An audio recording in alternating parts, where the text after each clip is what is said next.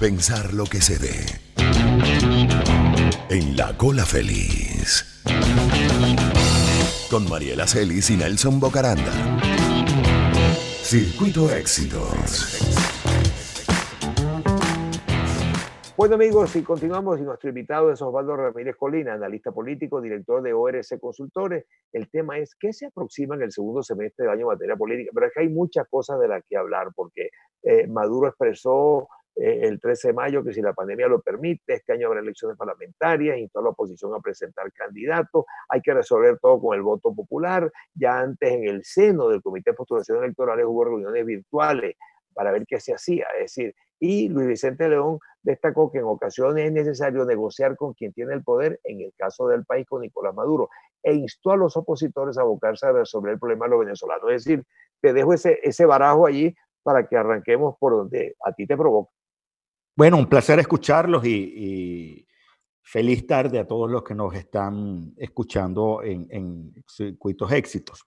Mira, la realidad viene un segundo semestre bien movido.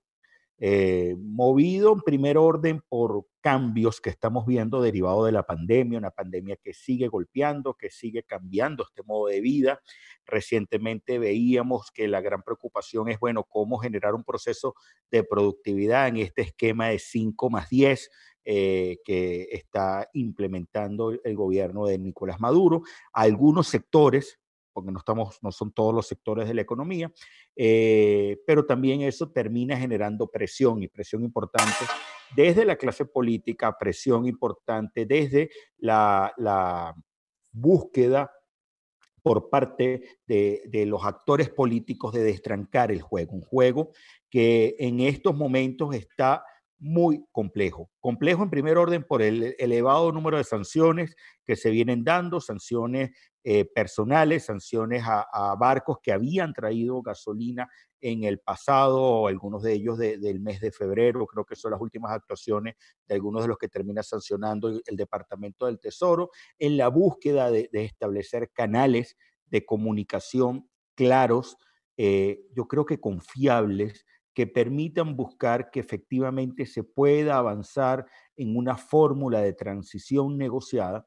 Y tercero, por parte de lo que yo creo que preocupa más a todos los sectores, y es cómo garantizar gobernabilidad pequeña, grande, mínima, en función de los grandes problemas que están golpeando al país. Esos problemas son, de nuevo, una vuelta de la hiperinflación, como vimos cambios en los marcadores de inflación en los últimos meses, con unas subidas importantes en marzo y abril respectivamente. Vamos a ver qué arroja el mes de mayo, que deben de estar por salir las cifras, en una situación en la cual además los ciudadanos comienzan a desconfiar de toda la clase política, no solo de la Asamblea Nacional y sus diputados, sino también del gobierno nacional, del presidente Nicolás Maduro, porque en el fondo establecen e indican que no están haciendo nada para resolver la crisis tan profunda que está atravesando Venezuela.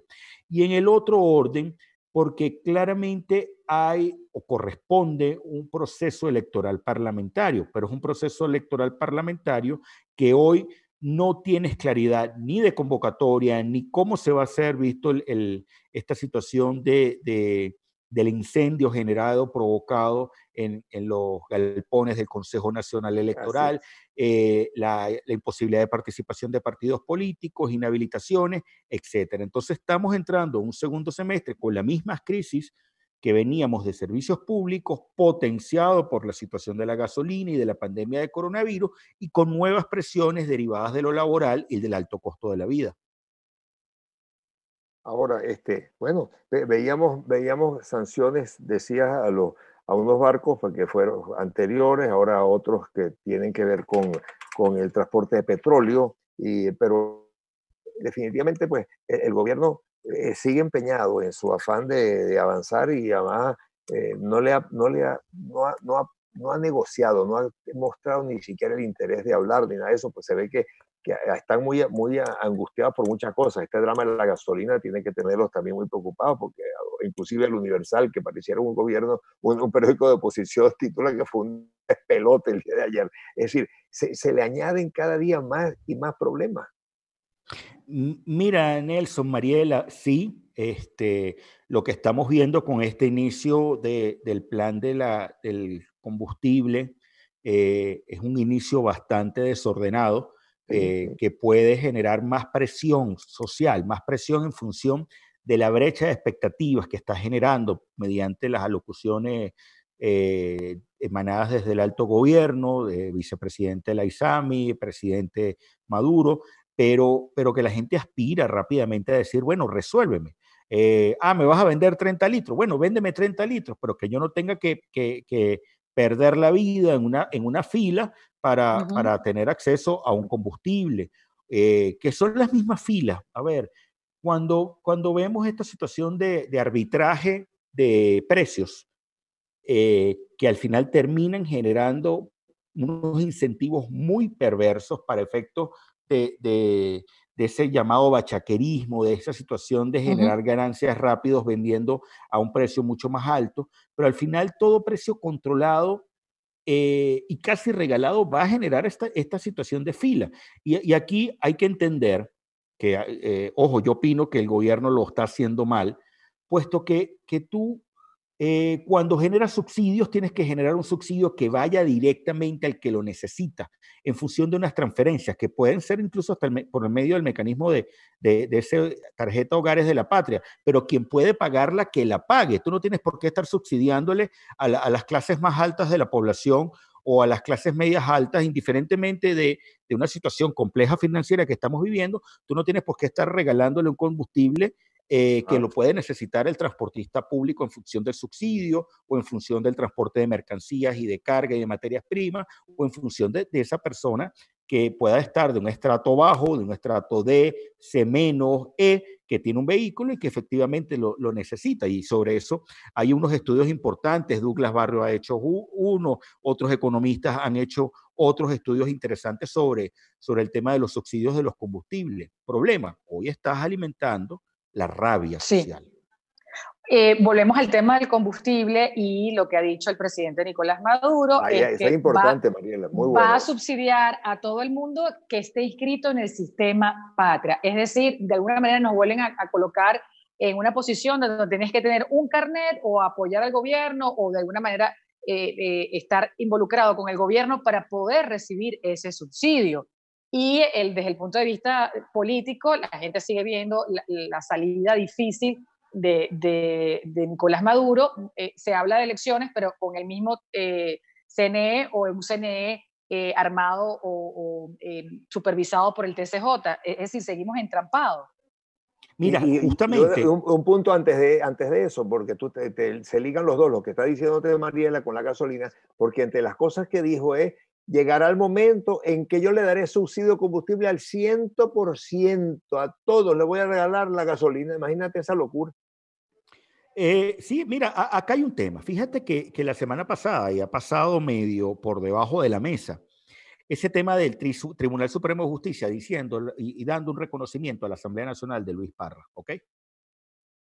Allí lo que tú tienes de fondo puede ser la necesidad de un cambio en la ley de hidrocarburos, cambios para poder decir y hablar de un proceso de privatización de la venta de la gasolina, que incluso pudiera llegar a un proceso de compra privada de combustible en alta mar o a otros países por compañías privadas para traerlas y pasarlas directamente desde ese tanquero a un llenadero y de ese llenadero llegar directo a un llenadero, a un centro de distribución totalmente privado para entrar en una cisterna privada y llegar a una bomba privada, ¿ok?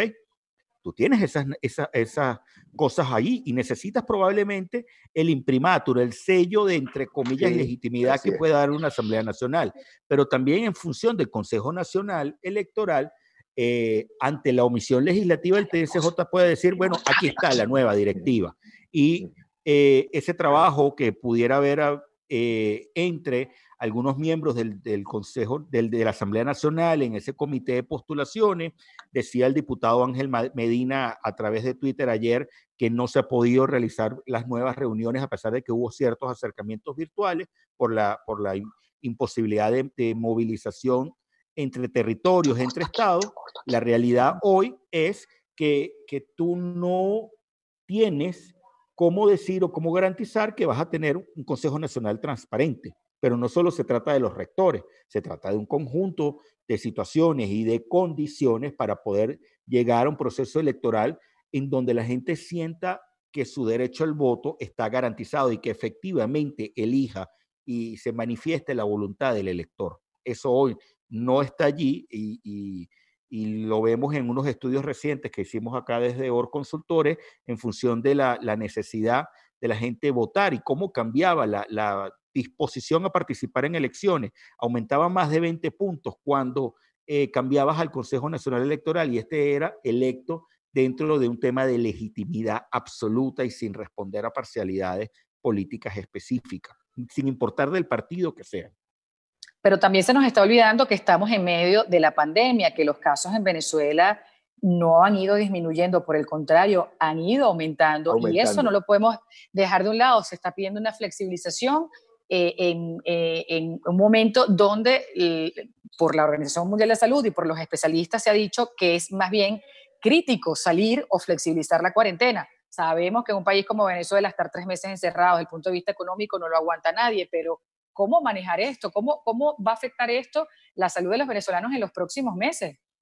Mira, ¿qué estamos viendo allí? Lo primero es que ante el desorden que se estaba viendo de flexibilización espontánea, de abrir comercio, de comenzar a decir necesito producir porque se me acaban los ahorros y ante un tema en el cual prefiero trabajar, como se dice popularmente, guillado, escondido, para tratar de generar ingresos para poder comprar comida.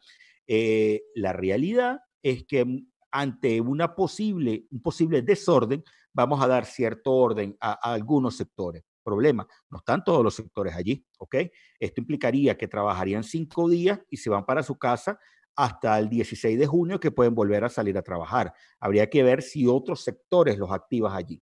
Lo segundo, y obviamente yo sí lo sugiero que hay gente mucho más preparada que yo en esta materia, hay secuelas, hay un tema de salud mental que hay que atender eventualmente, porque no es suficiente el que tú puedas salir de tu casa un par de horas una vez a la semana, sobre todo en poblaciones vulnerables. Hay un tema en el cual tienes presión y tienes estrés por tener la necesidad de un internet que funcione para teleeducación o teletrabajo, que hoy las compañías se están apoyando en las tecnologías de información. Tienes necesidad de tratar de entender cómo abordar, lo considero que puede ser un ciclo que puede durar hasta 18 meses o más de vaivenes económicos, ¿ok? Por efectos de esta pandemia y por una ralentización del comercio mundial y particularmente de Venezuela, por una recesión en la cual estamos y por unas situaciones de hiperinflación de una economía bastante vulnerable que te llevan a decir, tengo que producir dinero. Entonces, ante la necesidad de producir dinero, ¿cómo hacerlo dentro de un marco en el cual lamentablemente tengo que obedecer al gobierno en función de acatar esa flexibilización medio controlada, que no es en todos los países y no es en todos los estados el mismo comportamiento del COVID? Entonces, cuidado si aquí tenemos que pasar a una situación por municipios en donde haya más casos, cerrar más esos municipios y flexibilizar donde haya menos casos.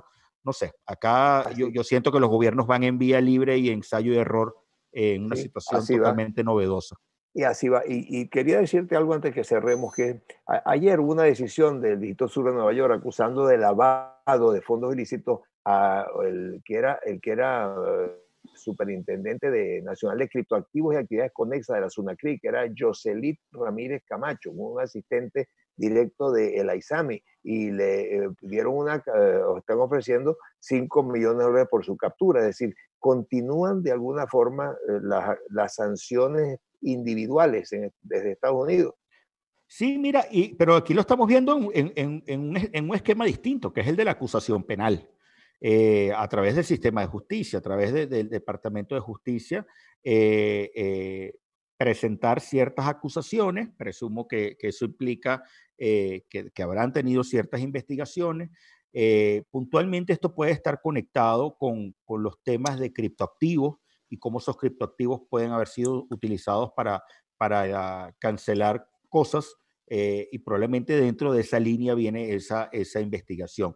Yo no creo que esto cese, o sea, probablemente esto se incremente en otras áreas y tratando de buscar la fórmula en la cual traigas a la mesa a negociar, porque yo creo que al final, cuando ves la literatura de teoría política sobre temas de negociaciones y sanciones, al final del día todo esto son elementos para disuadir o para tratar de traer gente a la mesa para forzar procesos de negociación que deriven en elecciones libres, justas y democráticas. Así es. Bueno, ojalá Dios quiera que sea así. Entonces, bueno, de verdad que te agradecemos muchísimo, amigos. Era Osvaldo Ramírez Colina, nuestro muy querido amigo y muy respetado además. Extrañado. Extrañado de verlo en persona, así es. Sí, así igualmente te por acá. Esperamos pronto vernos en el estudio cuando volvamos al estudio a transmitir. Osvaldo es analista político, director de ORC Consultores, como se los dije, y tiene arroba OSRAM, ¿no? OSWRAM, así es. Así es, perfecto. Gracias. Entonces, seguimos, Mariela.